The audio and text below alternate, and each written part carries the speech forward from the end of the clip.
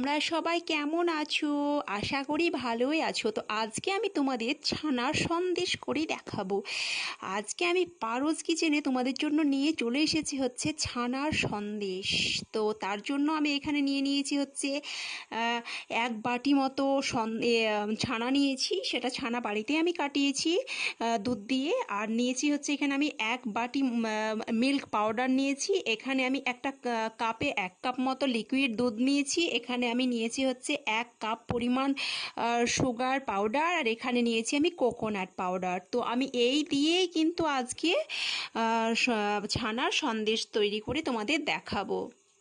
তো বন্ধুরা, আমি ঠিক এখানে 1 কাপ পরিমাণ দুধ দিয়ে আমি যে মিল্ক পাউডার, কোকোনাট পাউডার আর আমি যে ছানাটাকে নরম করে নিয়েছিলাম, তারপর আমি এগুলো দিয়ে একটুখানি গরম করে নিচ্ছি, কেন কি রান্না করে নিচ্ছি। তো এরপর আমি এগুলোকে সন্দেশ তৈরি করে দেখাবো।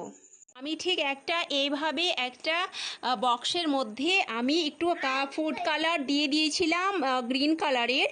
তার ওপর থেকে আমি ফুড কালারটা যে পেস্ট করে আলাদাভাবে করেছিলাম সেটাকে আমি ওপর থেকে বসিয়েছি। আর নিচের দিকটায় পোর্শনটায় বসিয়েছি হচ্ছে আমি যেটা তৈরি করেছি, যেটা হচ্ছে milk powder, milk, coconut powder, তারপর হচ্ছে ছানা, সেটা দিয়ে আমি নিচে বসিয়েছি। আর তার উপরে হালকা করে একটু ফুড কালার দিয়ে ওপরে বসিয়েছি। তো এইভাবে আমি 2 ঘন্টা পর এটাকে কেটে দেখাবো।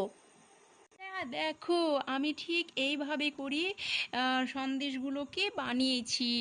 দেখো, এই যে ছানা দিয়ে তাতে আমি মিল্ক পাউডার দিয়েছিলাম, কিছু কোকোনাট পাউডার দিয়েছিলাম, আর আমি যে লিকুইড দুধ দিয়েছিলাম, তাই দিয়ে কিন্তু আমি এই বরফিগুলোকে তাই দিয়ে আমি এই বরফিগুলোকে বানিয়েছি, মানে এই সন্দেশগুলোকে বানিয়েছি। তো দেখো, আমার এই সন্দেশগুলো খুব সুন্দর হয়েছে। আমি একটু ফুড কালার দিয়েছিলাম। তো আমার এখানে হয়েছে 8খানা পিস হয়েছে, কিছু ছোট কিছু বড় মিশিয়ে এগুলো আমার 8খানা হয়েছে। তো বন্ধুরা, আমার এই সন্দেশগুলো, আমার এই মিল্ক সন্দেশগুলো তোমাদের কেমন লেগেছে সেটা অবশ্যই আমার কমেন্টস করে জানাবে। তো ঠিক আছে বন্ধুরা, আজকের জন্য এতটুকুই। আর আমার এই ভিডিওটাকে দেখার জন্য তোমরা অবশ্যই আমার এই চ্যানেলটাকে like, comment, share and subscribe করতে কিন্তু ভুলবে না। তো ঠিক আছে বন্ধুরা, ওকে, আমি একটা তোমাদের ভেঙে দেখাচ্ছি।